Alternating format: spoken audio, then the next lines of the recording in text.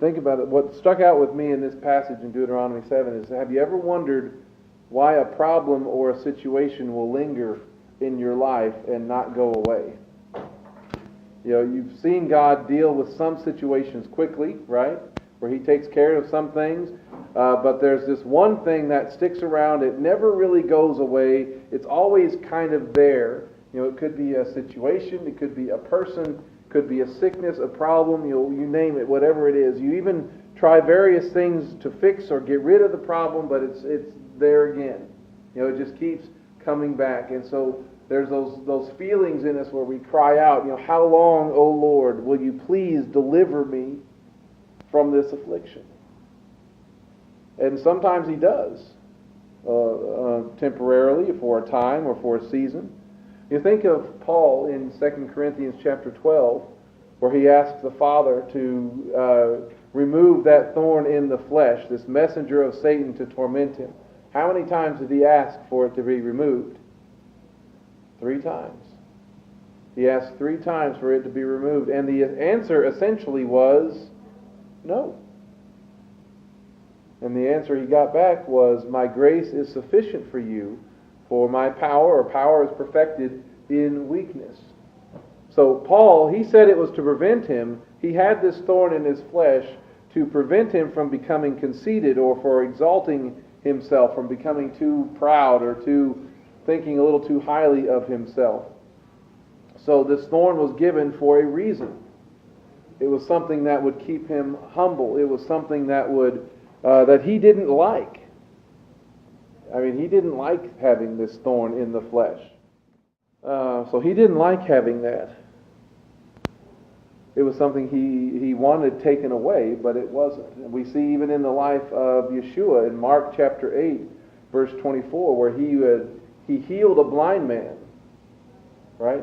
But he did it in stages. He didn't do it all at one time, and it was in one relatively close moment or event. But he laid hands on the man twice, because it's like the first time he didn't fully take care of the problem. Can you see? How are you? And he's like, yes, I can see, but it's like the people are like trees. I can't see anything very clearly. So he lays his hand on him again. And I'll bet the disciples, I bet the man himself was confused. But Yeshua knew exactly what he was doing in making a point about having our eyes open to see what's really going on around us. The man benefited in the sense that he didn't have to live very long with the partial healing. But it makes that point that sometimes God doesn't solve the whole problem, especially when He wants to teach us something, or especially when He has a reason. And this Torah portion provides a moment like that. And it's a possible answer for why some problems don't just seem to go away but linger. Because, the Israelites, here they are. Moses, he's speaking. This is some of his last words before he dies, before they cross over the Jordan, go into the promised land. They know that there are a lot of enemies ahead of them. They know that the land is full of them. And so they have these enemies that they know they're going to have to face. And they're going to be enemies that are frustrating, that are interfering, that they'd rather not have to fight. Don't you think they're praying about that? Don't you think that they're saying, Lord, remove our enemies from our path, smite them, deliver us, O Lord, clear this path that we may inherit your promise. And they have to be asking, well, God, if this is where you want to take us, if this is where you want us to go, why don't you just take care of them the same way that you could take care of the problems with the Egyptians, and we can just waltz in there and enjoy the promised inheritance. Why do we have to go in and fight for it? And that sounds great. That sounds like something that I would probably be praying for if I knew that there was something up ahead that's like, man, I really don't want to have to deal with that. I really would rather you just take care of it ahead of time, and I can just kind of go in and enjoy the process. But why wouldn't God want to answer that? Is an important question. Well, the great thing about God is that He can consider what we ask. And he can also consider the consequences of his answer in ways that we can't. Okay, what if I say yes to that prayer? What's going to happen? Can we map that out? Can we give a scenario of what's going to happen? When we pray for something to happen and we start thinking, well, God, if you'll just do this, then we start thinking of all the scenarios of how that's going to make life so much better, right? Don't we tend to think of only the good things that we want to happen? So God is like, okay, what happens if I answer that prayer? And so what would be speculation on our part, the Father can actually determine. And so he not only considers our prayer, but the potential problems caused by his answer. And so he would be like, so if I say yes and answer this prayer, then what? Oh, look what happens. There are consequences that make their situation worse than if I actually say no. If I say yes to what they want and what their prayer is, it will actually be worse for them in the long run. And we get to see that here. Think back to prayers in your own life. Think back to prayers that have gone unanswered. And it's frustrating not knowing why they weren't answered the way that you wanted them to. It's frustrating. It's disappointing. It's, we're like, God, what's going on? Why isn't this thing getting answered this way? But one possibility, at least, that this portion reveals is that it could have made something else worse. Look at chapter 7, verse 22.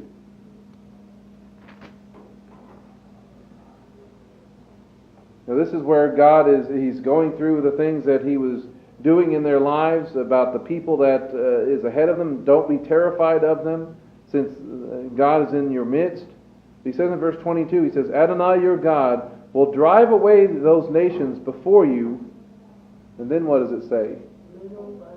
Little by little. Okay, he's not going to go in there and just wipe them out all at once. He's going to drive them out little by little. You will not be able to put an end to them all at once, or else. And here's the problem that God would foresee that the Israelites themselves could not foresee. This is the problem that he could see, but they could not. He says, or else the beasts of the field will multiply on you. The word, the beasts of the field and such, it comes from a couple of different words today. It's an unused root meaning to spread out, a field, a country. It's going to grow bigger. It's going to enlarge. It's going to spread out and things like that. And then the next word is chai. It's the life, living, the living things. The living field is going to be spreading out, and it can be animals. It can be plants. It's just talking about living things. So the beasts of the field, the wild things, the wild living things, the ones who spread out without any guiding hand, without any kind of shepherd, like the tares and the weeds and the undesirable plants that choke out the life and the fruitfulness of a harvest, of those things that are saved for the harvest, or the beasts in the field, the wild things that can overtake and overwhelm what should be a productive land. That's the kind of thing. If God goes in there and wipes all of them out, like they were probably hoping he would, so then this problem would become so much bigger and you would not be able to handle it. So there's some, hold on to the thought, because you probably can think of some examples in your life. So basically he's saying that if the Father fixes this situations for the Israelites immediately, and he does it over here, if he fixes this over here, gets rid of all their enemies or all their obstacles in their future inheritance, and we can look at it and say, if he fixes this for me, then it's going to cause greater problems that we don't currently have, and I may not even be aware of. It's going to cause those problems over here. So right now, what we see as a problem on one hand is actually kind of helping you in a way that you have not even considered. And he gets to consider that. So if God were to get rid of all of those things, if He was going to answer all of our prayers, then the wild things would take over. All those unmanageable things will increase and put an added pressure on you. You know, the Septuagint adds even another consequence. It says the land will become desert. The land will become essentially unlivable, unusable, wilderness, unfruitful, inhospitable. And that sounds serious. As you know, difficult or as bad as those enemies are that are ahead of them, and we know that they consider them giants in the land. They have fortified cities. There are significant foes that are ahead of them. But he says, guys, if I wipe them out, it's going to get worse, not better. So the Father is not going to take care of one problem because it's only going to create or add to another problem which might even be more dangerous. You know, for my kids, you know, as the fans of the Dark Sea of Darkness, think of Glipwood Forest. Why did it become so dangerous and full of toothy cows? Because there were no rangers, there were none of the people there to actually manage and control the wild population. So we can't see that. We can't see that outcome. And so instead, all we know is that He's not doing it. All we know is He's not doing and answering the way we think He should. So we get frustrated, we get disappointed, we get confused when He doesn't do things like we think He should. But His perspective, He say, man, I am saving you from so much heartache. I am saving you from so much difficulty and trouble. A whole lot of pain and suffering. And He may be creating a better opportunity for you in saying no. We get mad, but He's like, man, you can thank me later. That's what He's thinking. When you realize what I've done and told you no for, you can thank me later. It seems like there are three ways that God will answer prayers like this. And when we talk about prayers for intervention, we talk about prayers for deliverance. One of them is immediate. You know, there are times when He does immediate deliverance and intervention. You pray for something and He moves, you know, within a week, within a few days, or sometimes within a few minutes. Y'all have seen Him answer prayer immediately. And when He does that, when he answers prayers within a few minutes, like I'm thinking of one from my drum corps days, it makes you realize that He was already answering the prayer before I even opened my mouth. He had already been moving to answer that prayer before it was spoken by me, anyway. So there are some times when He does immediate things, and we like those. We like it when He does everything in an instant with an immediate kind of deliverance. Then there's gradual deliverance. You know, where not everything happens at the speed we want it to, but sometimes it comes in stages, right? It happens, it gets moving a little bit here, then it waits a little while, and it does some more. You know, there are some people who battle addictions, they'll talk about it like that. Health problems can be like that. Relationship issues can be like that. There are breakthroughs that happen along the way, and maybe you can see the change, and you're like, man, can we get this over with? Hurry up. It's gradual. You know, the blind man with the partial healing was one of those. Or I thought of the Apostle Peter. You know, when near the end of the time before Yeshua was arrested, when he was of the mind that he was ready to go to death with Yeshua, Yeshua spoke first. And He said in Luke chapter 22, He says, Simon, Simon, indeed, Satan has demanded to sift you like wheat. But I have prayed for you, Simon, that your faith will not fail, and when you have turned back, you'll strengthen your brothers. Now, Yeshua knew this was coming. Yeshua knew that Satan had made this request, that he had made this demand, and Yeshua didn't say, I'm going to provide an immediate intervention for you and stop that from happening.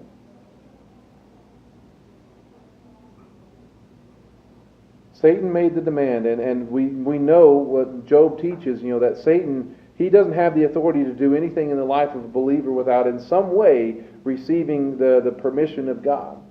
But Yeshua, he could have said, no, don't touch him. And Satan would have had to obey that. But Yeshua didn't say, no, you can't touch him. Instead of stopping the attack of the enemy, Yeshua prayed for strength through the attack, after the attack, even after knowing that Peter was going to fail. Satan has asked to sift you like wheat. When you think about that, how do you sift something like wheat? How did they do it back then? They had it in like a large bowl or something else like that, and it was worse than a trampoline, basically. They would take it and they would throw it up in the air over and over again. They'd spin it around. They'd toss it up. So think about that. That's how the image of what's happening to Peter. He is getting spun around. He's getting tossed up into the air. It's intending to break off the outer surface, right? The husk, the chaff. And so it will expose what? The inner seed. It'll expose the kernel in there. Satan has asked to throw your life up in the air. And see, we know that unless a seed falls to the ground and dies, according to John 12, it remains alone. But if it dies, it can do what? It can produce much fruit. See, that chaff that comes off in the sifting process needs to come off. And Satan asking to sift you like wheat, that's going to remove some chaff from Peter. And the question is, after that, could Peter still be useful to the Father? Could he still be prepared for all of those things? I forgot to put that verse up there. But anyway, that's this verse, Deuteronomy 7:22. And so Peter was delivered and he was restored, but this was a gradual kind of intervention. He prayed for endurance, he prayed for repentance, he prayed for a broken spirit, he prayed for Peter to be more useful to his brothers afterwards, after this moment came. So the gradual comes in steps and stages, sometimes slowly, sometimes over years. Like someone who changed from a drunk to a man of God, seeing someone endure hardship yet remain faithful. And there's immediate, there's gradual, and there's the eventual. The eventual kind of deliverance. This is the kind when it looks like there is never an answer, or we're never made aware of it. When it feels like, at least, it's a no. When the answer isn't really no, it's yes. It's just not yet. Think of, the Israelites were, I know there's debate on this, but how long were they traditionally said to be in Egypt? 400 some odd years, right? And that's the traditional way of looking at it.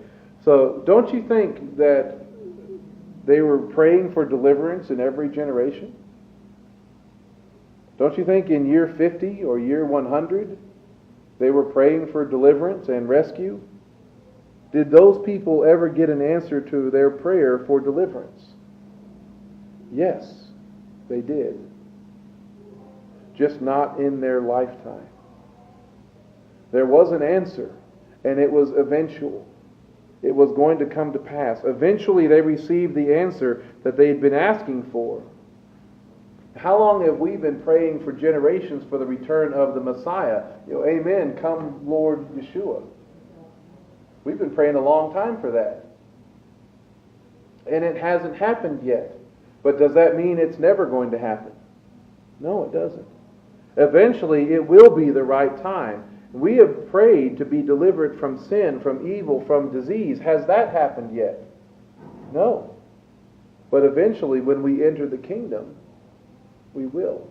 So there is deliverance that comes eventually. So sometimes God does not answer immediately. He will not put an end to them all at once. And that's what he's talking about, their enemies. He's not going to put an end to them all at once. But doesn't that kind of imply that at some point they are going to accomplish that goal? I'm not going to do it all at once, but gradually. So instead, the Father in His foreknowledge, in His sovereignty, knows that he could be creating another even more dangerous problem. The wilderness will spread out and overtake the good land, making it unfruitful. All the good things that he lists in chapter 8, all the fields, all the vineyards, all the groves, the good things that the land has been essentially prepared for them, that would be lost to the wild. That would be lost to the tares, the vines, the thistles that would grow up and choke out all of those good things. The predators would multiply and devour the flocks that they bring with them. And that's a lot like the works of both of those things, the tares and the thistles and things and the predators. That's a lot like the works of the enemy. The enemy who comes in and sows tares in among the wheat. The enemy who is like the roaring lion looking for someone to devour. So in allowing some enemy to remain or be gradually defeated, the Father is actually preventing a greater work of the enemy to overwhelm them that they are not ready to face, that really only He can face. So somehow or another, having this present enemy, this present conflict or situation to focus on, will lessen the work and the damage the enemy could do in their lives in the future if he said yes. And he even hopes to accomplish something in our trials, in the difficulties that we face, in the enemies that are ahead of us. 1 Peter chapter 1 verse 5 says, by trusting you are being protected. By having faith in Him, you are being protected. That's right now in this moment. We are receiving protection from Him by God's power for a salvation that is ready to be revealed in the last time. So that's an answer that's coming in the future. It says, you rejoice in this greatly. What do we rejoice in? That eventually we're going to experience salvation, right? That's part of it. But shouldn't we also be rejoicing in that we are being protected right now? That it's not as bad as it could be? That He is considering things and answering in ways that keep greater problems from coming our way? So we're rejoicing in His eventual salvation, but we're also rejoicing in His protection. And then He says, even though now, for a little while, if necessary, you have been distressed by various trials. And as these trials, these are some of the things why His protection is needed right now. And these trials are, or they have come, and that He's giving an explanation for their purpose. These trials have come so that the true metal of your faith, which is far more valuable than gold which perishes though refined by fire, may come to light in praise and glory and honor at the revelation of Messiah Yeshua. So the true metal of your faith may be brought to the surface, may come to light. That's why these trials have come in our lives. We're protected from the worst of them, and they're going to be revealed. Our salvation is going to be revealed in the last time. But these trials that we're going through right now are to purify us, to make us more like Him, and it might not even fully be understood or fully come to light until the revelation of Messiah. Even His discipline is for this goal. The Israelites, after refusing to go into the promised land due to the reports of the 10 spies, they were not allowed to go in for 40 years. For whatever reason, well, that's a pretty good reason. They weren't ready. They were not a unified people. They needed their faith to be refined before they could walk in that victory. So look over in Deuteronomy chapter 8, verse 2. He says, you are to remember all the ways that Adonai your God has led you these 40 years in the wilderness. And he says, in order to humble you, to test you, to know what was in your heart, whether you would keep His commandments, His mitzvot, or not. So keeping the Israelites in the wilderness for 40 years, and their enemies ahead of them, in some ways was actually keeping the wild things out of the promised land. He was keeping His promised land intact for them to come in, and receive that promised inheritance. Because for 40 years they needed to be humbled. Think about it. How many times has God's refusal to answer a prayer humbled you? Has it been necessary? And consider that when we are being humbled, it actually makes us more useful to Him. Like Peter. When he had fallen at those, when Satan had asked to tempt him like wheat, he says, when you come back, when you return, when you repent, you will be able to strengthen your brothers. He has become more useful. They needed to be tested. How many times has God's refusal to answer a prayer tested your faith and your faithfulness? He wants to know, he says He's kept them there in 40 years to know what was in your heart. And you think about it, well, doesn't God already know what's in here? I mean, you think He does.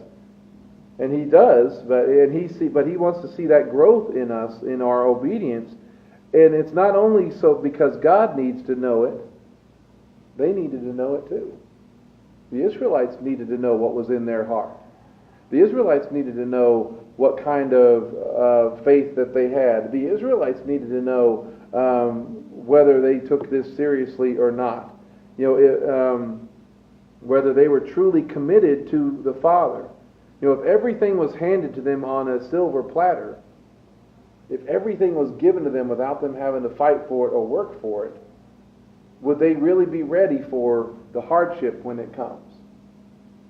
You see that in sports and things like that right now, when you have in college football and such, when you have a highly touted recruit that comes in, a quarterback or whatever else, and if they just hand the kid the job, he's not going to work as hard to earn it. Would they be ready? If everything was given to them, would they be ready to lead when it was needed? Would they be ready to stand against persecution when it comes? To stand against the pressure to conform when it comes? That's in our lives. So when God doesn't answer your prayer, guess what? It can reveal what's going on in here, in our heart. And then He says, to know whether you will keep His commands. Because we need to know that, whether you want to, even when you don't want to, even when things are going bad, or do you only obey when you're happy and things are going good? When things are smooth sailing, you'll obey then. But God, once something starts happening that you don't like, then you stop obeying God. Is that how it works? Because things, that was Satan's accusation against Job, wasn't it? Well, he only loves you. He only lives for you. He only obeys you because his life is great. You take all that stuff away from him, and what? What did he accuse Job of? He'll curse you to your face. He won't follow you. He won't obey you. He won't do any of that stuff. Will you obey His commands even without the world's idea of reward? The Father, His Word, it promises blessings with obedience. But obedience to God's commands is not, we don't obey God's commands just so we can receive the blessing. Although those are nice. Sometimes obeying God costs you. We don't obey just to receive the blessings. We want to obey because you love the one who gave the command and you want to please Him, whether the blessing or the benefit comes or not. And so when the Father does not answer your prayer, you need to examine this kind of thing. What is He trying to do in your life? Is He trying to humble you? Is He trying to test you? Is He trying to reveal what's in your heart? Whether you will continue to obey His commands no matter what, knowing that He may also know that there would be greater problems created in the future if He does it the way you think it should go. Verse 3, it says, He afflicted you and let you hunger. Then He fed you manna, which neither you nor your fathers had known, in order to make you understand in order to make you understand that man does not live by bread alone, but by every word that comes from the mouth of the Lord, by mouth of Adonai. Now, that doesn't sound very pleasant, does it? It says, He afflicted you and let you hunger. God afflicted. The Father let them hunger. And He says, what for, though? In order to make you understand something important. In order to make you understand that man does not live on bread alone. And I sit here thinking, well, can't I understand that without going through the hardship and the affliction? Do I have to go through that in order to understand that I don't live on bread alone? Can I avoid the affliction and the hunger? And most of the time the answer is not really. You wouldn't appreciate it. We wouldn't appreciate so much that we have. See, Yeshua, he used this phrase at one point, right? Man does not live by bread alone, but by every word that comes from the mouth of the Lord. When did he use that? After 40 days of affliction and hunger. Yeah, when he was out in the wilderness. He was tempted, saying, turn this stone into bread. Because, Satan knows that this is not really, that wouldn't be hard for you. You can multiply a basket full of fish and bread to feed 5,000 to 20,000 people. Turning a stone into bread, that's easy. That's nothing. Yeshua would not have been tempted by hunger for bread, or if he was full, or if he hadn't been fasting for those 40 days. See, we need to understand that we don't live on the things that we can provide for ourselves. See, he fed the manna. He fed us the manna. We don't live on the things that we can provide for ourselves, the things that come naturally or easily to us, or through work, for money, the things that we can make happen. That's not really the source of our life. Our world likes to think that those are the most important things, but they're not. They look and they marvel at different people, and they say, well, how can you live without a phone? How can you live without cable TV? How can you live without air conditioning or the internet or electricity? And sometimes I wonder those things. Right? It's nice to have those things. But really, can we live without those things? Really? Yes. And most of the world lives without those things. They're still here. They're still living, and they don't have any of those things. So we can live without any of our luxuries. Now, what might it be uncomfortable? Might it be more difficult? Sure.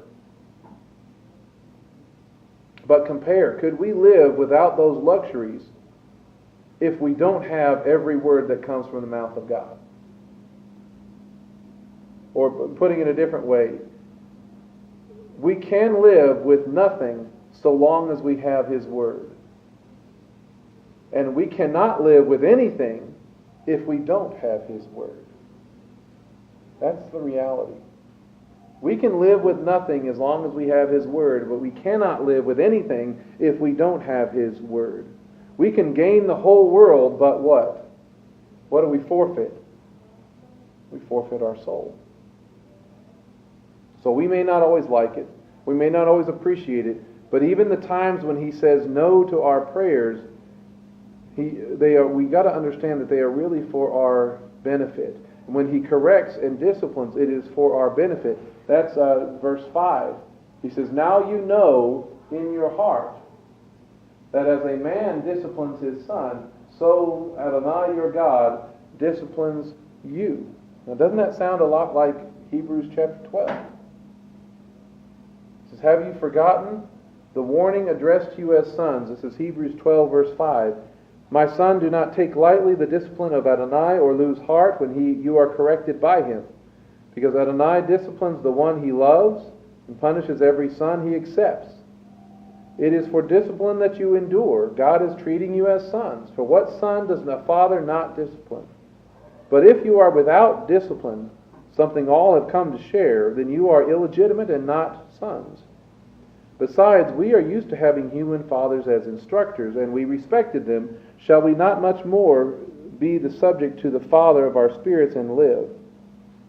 Indeed, for a short time they disciplined us as they seemed best to them, but he does so for our benefit, so that we may share in his holiness. That's his goal, that we may share in his holiness.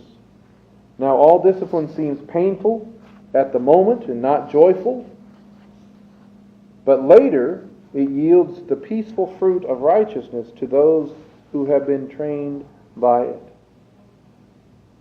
And so when we think of prayer, when we think of what's going on in our lives, no matter how it feels at the moment, that God's not listening, that he's not answering, or maybe he doesn't care, or maybe I'm not good enough, or whatever else, we've got to realize that he still has in mind what is best for his children.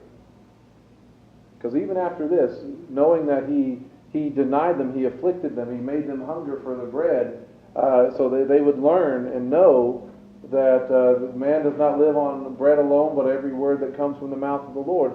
That as a man disciplines his son, so the Lord disciplines you. We need to know all that, but never lose sight of this fact in verse 7. For Adonai your God is bringing you into a good land. That's where he's taking them. That's the future eventual fulfillment. A land flowing with water, springs and fountains flowing out of the valleys and the hills. That's what he is looking for us. He says, a land of wheat and barley, vines, figs, and pomegranates, a land of olive oil and honey, a land where you will eat bread with no poverty, where you lack nothing, a land whose stones are iron and out of whose hills you can dig copper. So you will eat and be full, and you will bless Adonai your God for the good land that he has given you. So no matter how it feels at the moment, no matter the fact that there are enemies ahead of us that he's not necessarily going to fix at the snap of a finger, is he still taking us somewhere good and beautiful and glorious? Yes. And so when there is a delay in the Father answering prayer, realize that he is doing so for a reason, maybe even to save you greater pain than you can realize. That the wild things won't grow up, and instead you'll be taken into the fullness of the promise. And so we have to realize that I would rather be here with his word in our hearts, in obedience to him, where we are, than have rather had things work out as I thought they should have in the past. I would rather be here because I don't know if I would have his word in my heart if things had been different in the past. I don't know if I would be obedient to his word and to his Torah. Because if we hadn't come here to this place, it might not have happened at all. So I am thankful for all of that. I am thankful that the Father sometimes doesn't answer my prayer, because my motives and my ways, my thoughts are not his thoughts.